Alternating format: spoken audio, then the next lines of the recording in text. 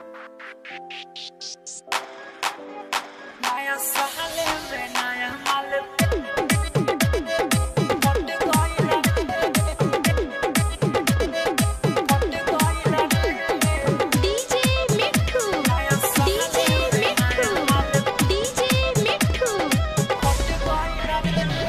Picnic में लहरल नजरिया हो, चुमा लेके धोहिनी पजरिया हो। पिकनिक में लहरल नजरिया हो, चुमा लेके धोहिनी पजरिया हो।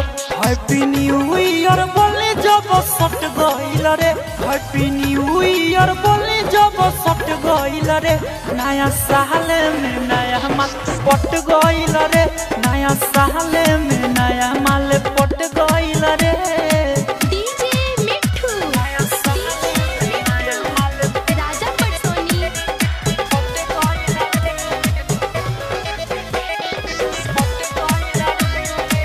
अमित रिकॉर्डिंग स्टूडियो अपहर। मुर्गा के पार्टी रहे खैनी भर पेट हो, बिया पे चैन तो करे खाती भेंट हो।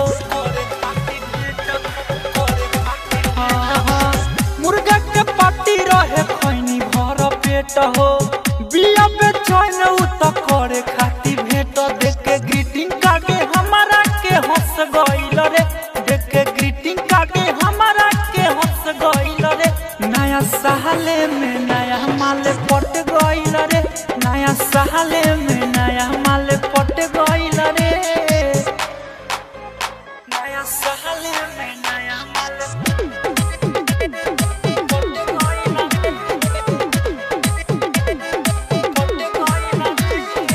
डीजे मिठू नया साल में नया माल राजा पटसोनी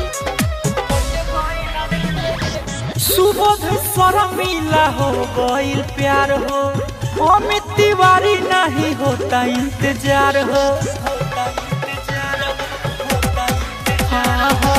सुबोध शर्मिला हो गइल प्यार हो, अमित तिवारी नहीं होता इंतजार। साचो कहतानी दिलवा में जच गइल रे, साचो कहतानी दिलवा में जच गइल रे।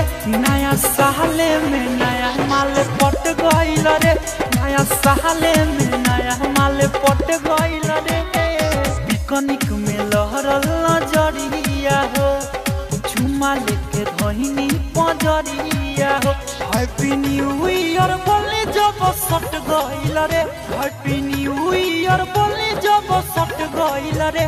नया साल में नया माल पट गइल रे, नया साल में नया माल पट गइल रे, पट गइल रे। अमित रिकॉर्डिंग स्टूडियो अपहर।